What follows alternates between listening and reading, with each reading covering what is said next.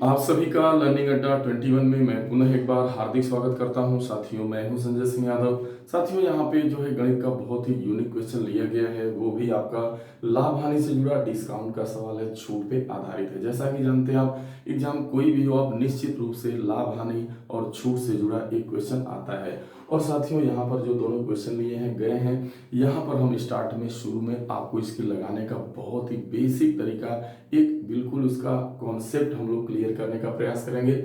और कॉन्सेप्ट की सहारे ही हम लोग एक ऐसी ट्रिक डेवलप करेंगे जो मात्र जो है, यदि इस टाइप का क्वेश्चन आएगा तो वो तरीका आपका मात्र सेकेंडों का होगा, लेकिन उसको आप ही बनाएंगे, यानी उस ट्रिक का निर्माण आपके द्वारा किया गया होगा। और यदि बाय द वे अगर ट्रिक दिमाग से निकल भी जाता है तो साथियों, जैसा कि जानते हैं कि गणित के अंदर कॉन्सेप्ट ही पावर होता है, तो आप यहाँ पे कॉन्सेप्ट भी समझने का प्रयास करें। चलिए, यहाँ पे क्वेश्चन इस प्रकार से है।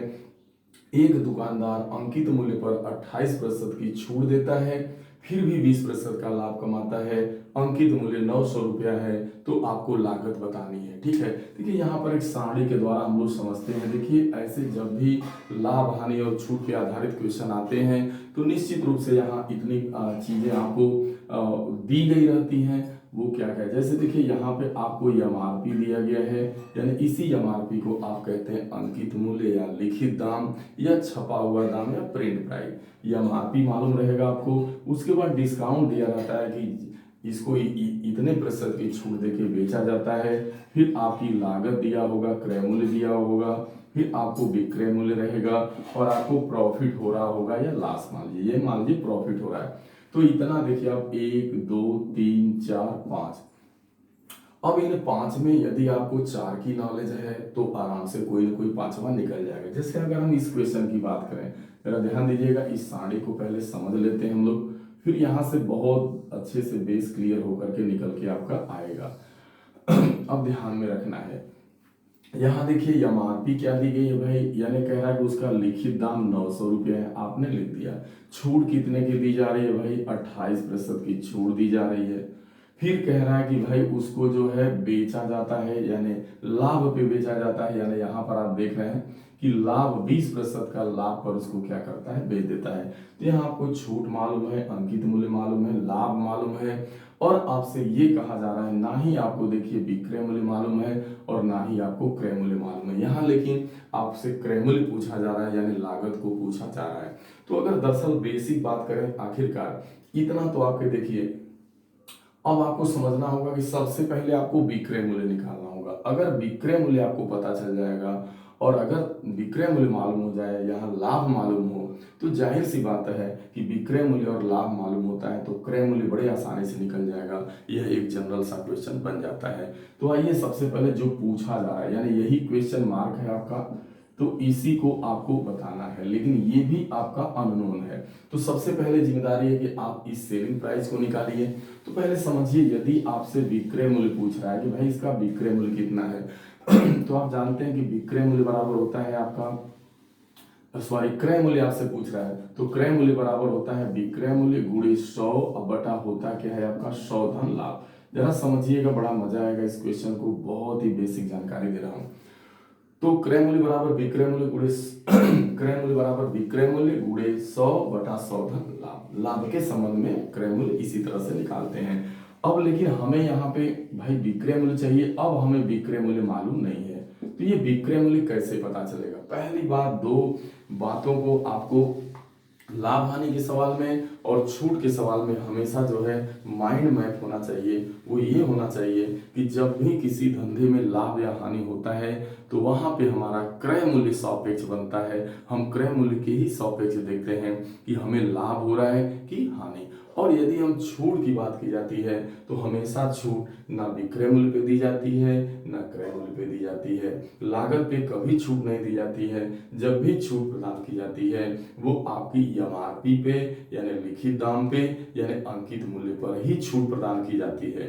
तो जब भी छूट मिलेगी आपको अंकित मूल्य पे छूट मिलती है, यानी अंकित मूल्य सापेक्ष बनता है छूट का, बस।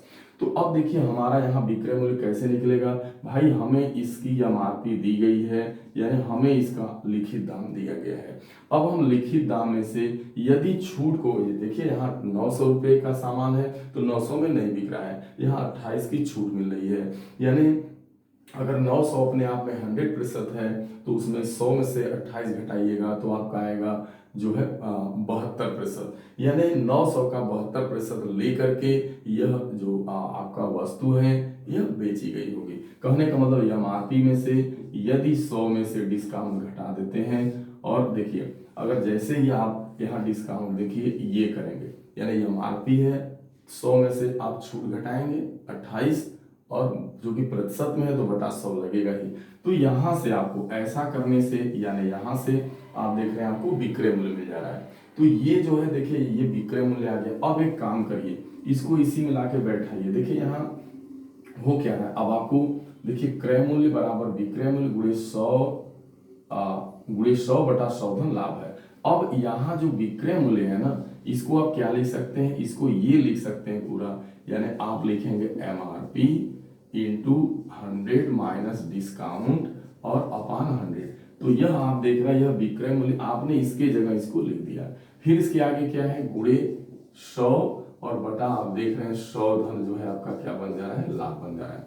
तो आप देख रहे हैं यहाँ देखा जाए तो 100 से 100 कट जा रहा है आपका, यानी 100 से 100 कट जा रहा है। तो आखिरकार जो लागत निकालने का आप ट्रिक बना रहे हो वो क्या बना रहे हैं भाई, क्रय मूल्य कैसे निकलेगा, यानी जो एमआरपी दी गई है उसे लिख लेना है। देखिए एमआरपी लिख लेना है, फिर 100 माइनस डिस्काउंट करना है, यानी 100 में से जो डिस्काउंट है उसे घटा देना है, और अपान क्या करना है भाई, यहाँ देख रहे हैं 100 प्लस प्रॉफिट, 100 प्लस प्रॉफिट। तो ये आपका यहाँ से बिल्कुल एक खतरनाक ट्रिक बन के निकल के आता है, जो कि सेकंडों का होगा। यानी आपको बस एमआरपी पता है, वहां से 100 में से छूट को घटा देना है और लाभ हो रहा है, फिर 100 में लाभ जोड़ करके आपको भाग दे देंगे, तत्काल उत्तर निकल जाएगा।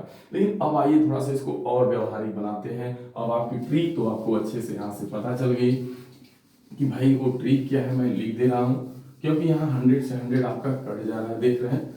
तो अब आपकी ट्रिक निकल करके आ गई कि अगर कभी भी आपसे ये कहे कि वस्तु का अंकित मूल्य दिया हो, छूट दिया हो, लाभ हो रहा हो और आपसे लागत पूछा जाए, तो लागत कैसे निकलेगा भाई, जो एमआरपी है, जो लिखित दाम है, जो अंकित मूल्य है उसे लिख लेना है, और उसमें जो है 100 माइनस डिस्काउंट से गुणा करके 100 धन लाभ से आपको भाग दे देना है। इतना ही काम करिएगा, सेकंडों में निकल जाएगा। लेकिन अगर बाय द वे ये दिमाग से हट गया तो बस आप इतना तो समझो आप कि अगर कोई भी सामान है वो 900 रुपये लिखा गया है और उस पर 28 की छूट दी जा रही है, इसका मतलब 28% आपको छोड़ा जाएगा, तो इस 900 का कितना लिया जाएगा, 72% लिया जाएगा, यानी 72 बटा 100। तो इस 900 का 28% छोड़िएगा तो 72% लिया जाएगा, यानी 72 बटा 100 कर देना है गुणे। अब यह निकल का गया, जब आप अंकित मूल्य का 72% निकाल रहे हैं, इसका मतलब आपने छूट दे करके सामान को बेच दिया, आपने छूट दे करके सामान को बेच दिया।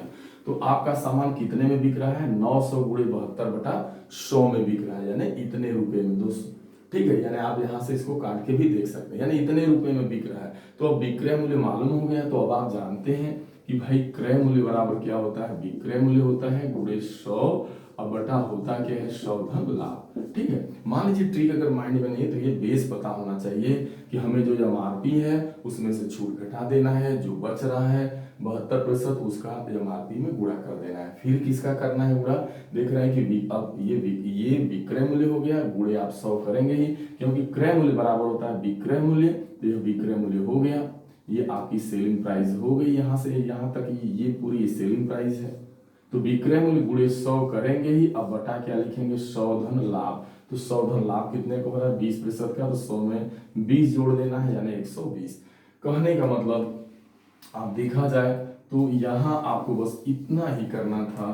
बस का लागत कैसे निकलेगी, आपको 900 का आपको करना था 72%, यानी 72 बटा 100, ये विक्रय मूल्य हो गया, गुणे 100 कर दीजिए। अब बटा 100 धन लाभ करना है, यानी 120 से भाग। बस यानी आपका निकल गया 900 गुणे 72। अब देखिए यहाँ 100 भी नहीं करना, अगर ट्रिक लगाएंगे तो 100 से 100 कट जाता है, तो इसीलिए ट्रिक में ये चीज डायरेक्ट लिख दी गई।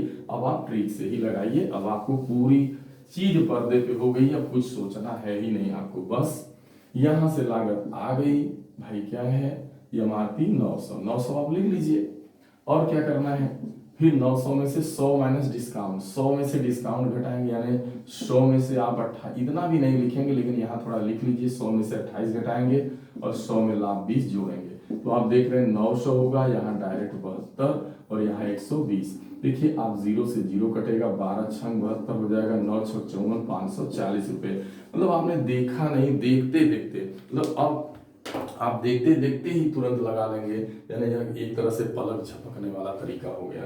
मतलब जब आप एक चीज कॉन्सेप्ट को अच्छे से, अभी एक क्वेश्चन आप और देख लीजिए, फिर मैं इसकी पुनरावृत्ति कर दूंगा। अब देखिए अगला क्वेश्चन कितना सेकंड में लगेगा। यहाँ देखिए एक दुकानदार वस्तुओं को 40%, देखिए यह एसएससी जीडी 2023 में पूछा गया सवाल है।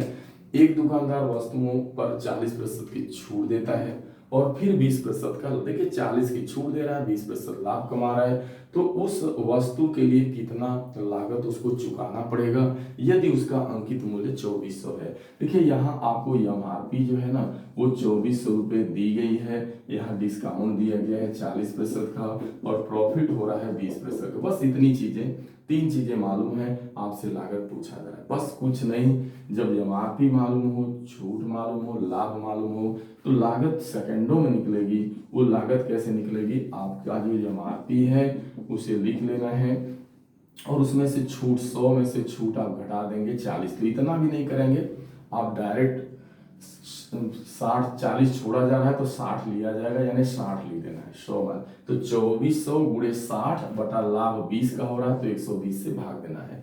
यह 60 दूना 120 हो गया, ये हो गया आपका 1200 रुपये। देख रहे हैं कितना मतलब फास्ट आपका होगा, आप सोच भी नहीं सकते। जैसे इसी में था, बस आपको 900 का करना था, छूट 28 की यानी 72 और लाभ 20 का तो 120, बस 900 गुणे 72 बटा 120 करना था। यहाँ क्या करना है भाई, 2400 में 40 की छूट है तो 60 लिया जाएगा और लाभ 20 का है तो 120 से भाग, बस इतना 2400 गुणे 60 बटा 120। तो आप देख रहे हैं ये आपका सेकंडों का तरीका बन गया, लेकिन इस तरीके की उत्पत्ति आपने स्वयं किया, इसके आप कॉन्सेप्ट को अच्छे से समझे। पहले आप साड़ी के द्वारा समझे, हमेशा आपको 5 चीजें इस सवाल में, 5 जो है आपके कंटेंट, 5 जो है आइटम्स होंगे, लेकिन 5 आइटम में आप देख रहे हैं यदि 3 आइटम दिया गया है तो पहले हम चौथा निकालेंगे, यानी हमेशा विक्रय मूल्य निकालेंगे और जैसे ही विक्रय मूल्य निकल जाएगा तत्काल जो है क्रय मूल्य निकल जाएगा। तो पूरी चीजों को मैंने अच्छे से फोकस कर दिया। साथियों समय जरूर लगा होगा, लेकिन गणित के अंदर कॉन्सेप्ट ही पावर होता है। यदि आप एक बार इसको अच्छे से समझ गए तो इस टाइप के क्वेश्चन में जो है आपकी कोई गलती नहीं होगी। जहां पर की वस्तु का अंकित मूल्य दिया गया हो, लाभ का प्रतिशत दिया गया हो, छूट दिया गया हो और आपसे पूछा जाए कि इसकी लागत क्या है। साथियों आशा ही नहीं, उम्मीद करता हूं कि ये वीडियो आपको जरूर पसंद आएगा और आप पसंद आए तो इसे कम से कम अपने लोगों के बीच जरूर शेयर करिएगा। यदि आप चैनल पे नए हैं, अभी तक आपने हमारे चैनल को सब्सक्राइब नहीं किया हुआ है तो साथियों चैनल को कृपया करके सब्सक्राइब कर लीजिएगा। मिलते हैं अगले वीडियो में, तब तक के लिए आप सभी को ढेर सारी शुभकामनाएं। Thank you so much.